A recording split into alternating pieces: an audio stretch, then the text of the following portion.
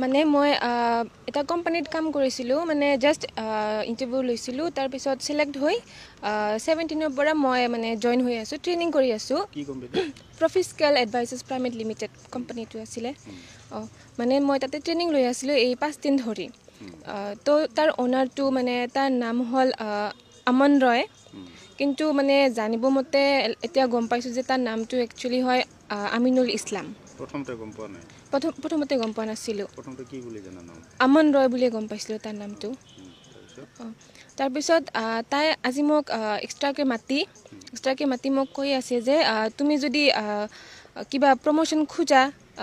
হাই দৰ্জাত যদি যাব খোজা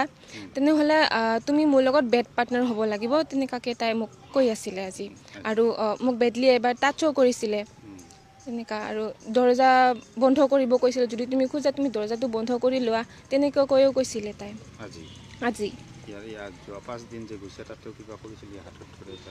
নাই তেতিয়া কৰা নাছিল মানে আজিহে মানে হোমৱৰ্ক এটা তেনেকুৱা কৰিছে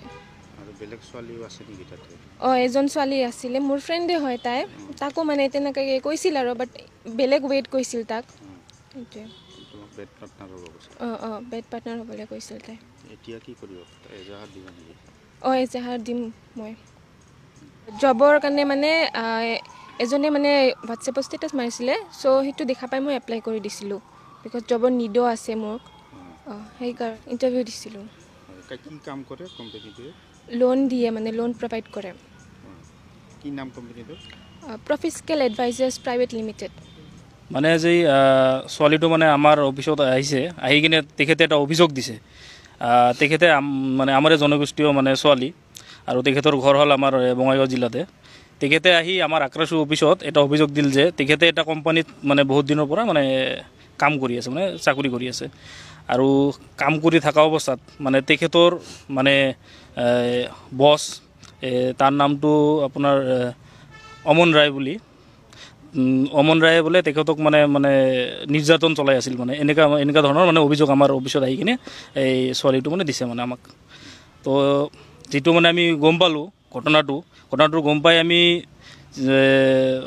যিটো মানে আমি গম পালোঁ ঘটনাটো গম পাই আমি দেখিলোঁ যে এই অমন ৰায় নামৰ মানে মানুহটো তেখেতৰ অৰিজিনেল নাম হ'ল আমিনুল ইছলাম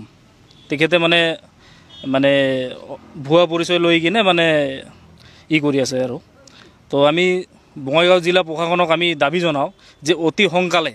এই অমন ৰায়ৰ নামৰ ব্যক্তিজনক কৰায়ত্ব কৰি উচিত শাস্তি প্ৰদান কৰে যেন আৰু নহ'লে আমি বঙাইগাঁও জিলা আক্ৰাছুৱে এই অমন ৰায় নামৰ মানুহজনৰ ওপৰত মানে বিহিত ব্যৱস্থা লোৱাৰ কাৰণে আমি বাধ্য হ'ম গতিকে আমি বঙাইগাঁও জিলা প্ৰশাসনক আমি অনুৰোধ জনালোঁ যে অতি সোনকালে তেখেতৰ ওপৰত আইনগতভাৱে ব্যৱস্থা